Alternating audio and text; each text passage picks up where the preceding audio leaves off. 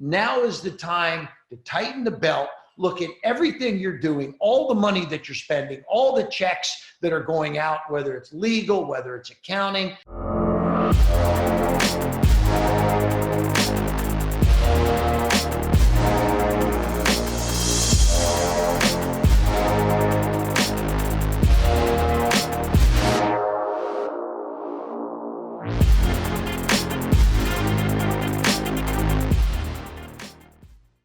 I know there was a bank here in town that offered some friends of ours. They said, hey, we're going to give forgiveness for paying your mortgage for a few months if you want.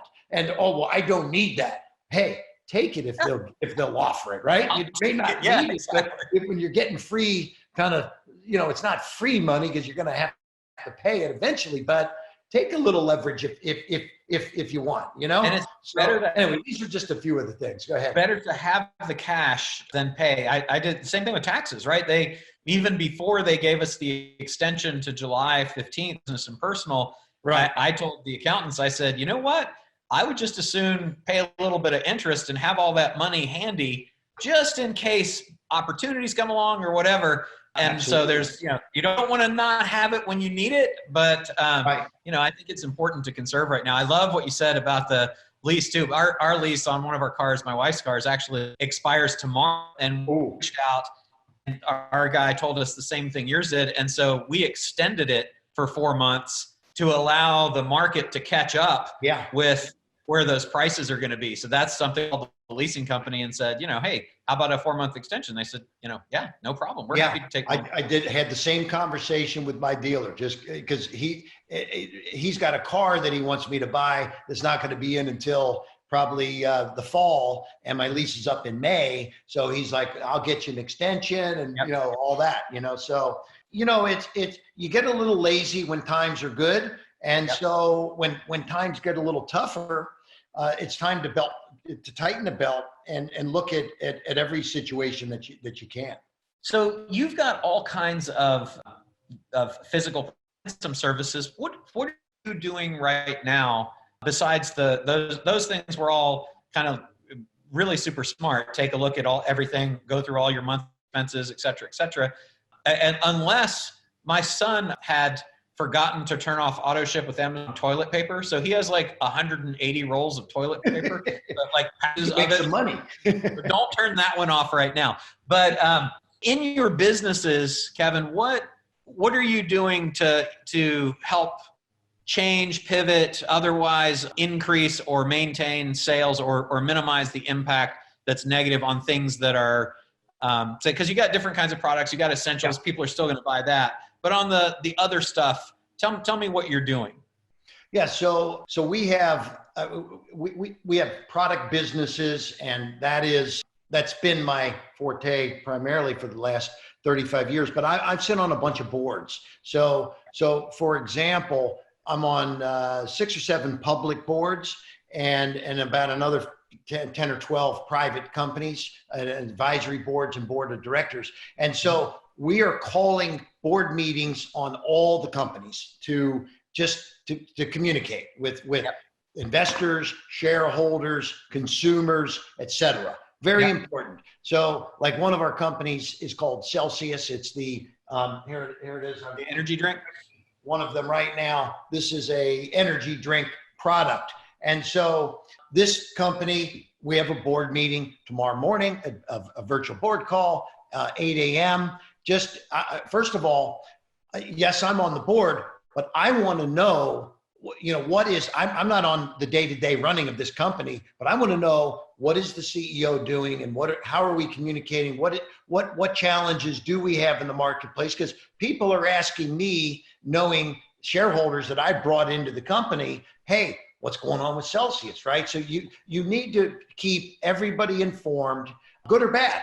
And there will be some bad news in some of the situations, but it's important that you have full transparency there. As a public company, you're required, to keep your investors and shareholders informed, and there are certain requirements that you have when you get into information that needs to be disclosed. So that's important, because there, I found, there was one or two of the companies was very kind of like clandestine, not wanting to talk much about anything because they were getting hit pretty hard. And so once we finally said, look, we need to take a look at what's going on and what we can do. So in our product side of our businesses, we've had supply issues. We have products coming from China, from Korea. So, hey, if we're going to have a problem with that, we got to be communicating this with QVC, Home Shopping Network, Walmart, Target, et cetera. Because if they've placed a purchase order and you're not going to be able to make it, there's other people are having similar problems. But again, you've got to be on top of the problems, of supply problems, et cetera, et cetera. Now, in the case of Celsius, we are, and Celsius is not like Hilton hotels that the hotels are closed. So they're not getting revenue. We're still selling product. We're still, there are stores that are closed that people aren't buying it. We are seeing a little bit of a downturn, but we're still selling product. So we should be, putting some messaging out that maybe goes to the people that are dealing with their lives in a stressful fashion right now, because we have a healthier product that keeps you motivated, keeps you energized, et cetera. So now I already know a little bit about the direction we're going to be heading there. We're going to be switching some of our advertising over to fitness influencers.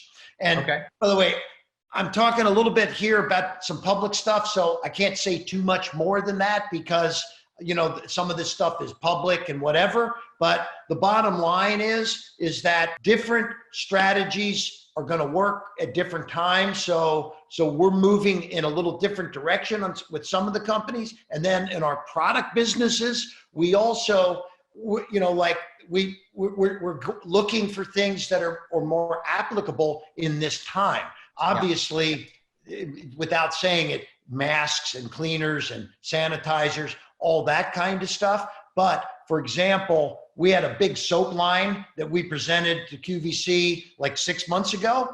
And it was an amazing line that had some very unique attributes. Well, we got back to say, hey, look, is it, you kind of took a let's wait and see position 6 months ago. What do you think? They said, bam, let's go. Now's the time. Okay. Nice. So it's kind of like, take a look at what you've been doing, what you can revisit.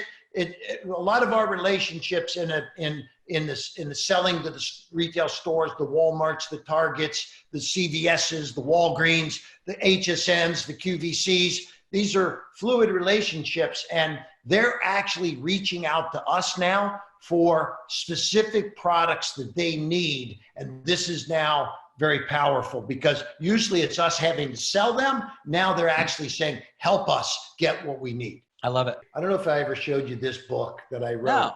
It's a really pretty cool book. It's hundreds of pages and it's got case studies and charts and maps and graphs and pitches. Oh, wow. And this is all about raising capital, the investor sweet spots, how to do business plans. Because I always say that if you're in business, at some point, you're probably going to need more capital. So people should always be thinking about raising money.